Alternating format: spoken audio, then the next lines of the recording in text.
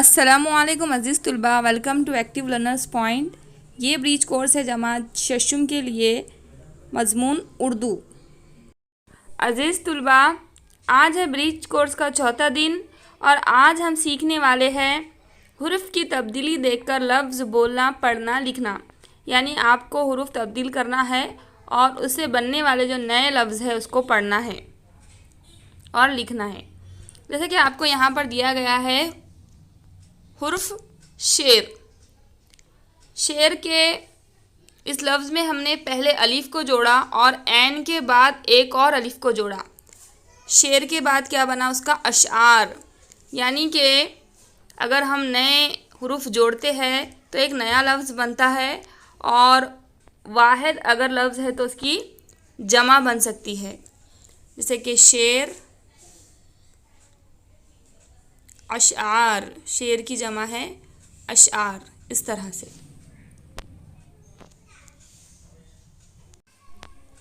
तो यहाँ पर पहले और तीसरे मुकाम पर अलिफ बढ़ाकर अल्फाज की जमा बनाना है।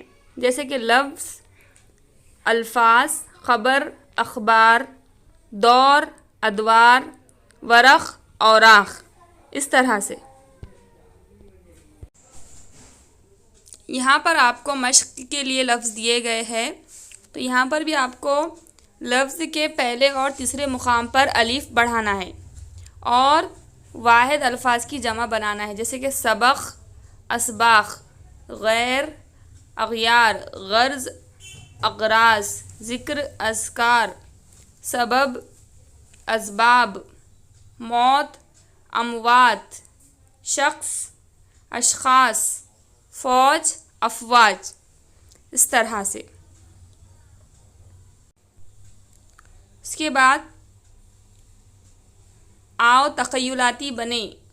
आपको अपने उस्ताद वालिदैन की मदद से या दरसी किताब, अखबार और रिसालों के ज़रिए अल्फाज लिखना है और पहले हुरूफ और तीसरे हुरूफ पर अलिफ लगाकर नए अल्फाज तैयार करना है। यानी कि उसी तरह वाहिद अल्फाज लिखकर उनकी जमा बनवाना है।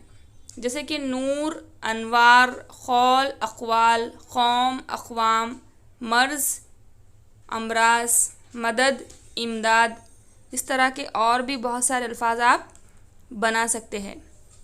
तो इसे अच्छे से अपनी बयाज़ों में लिखिए और कौन से नए नए अल्फाज आप बना सकते हैं कमेंट बॉक्स में कमेंट करके मुझे बताएं।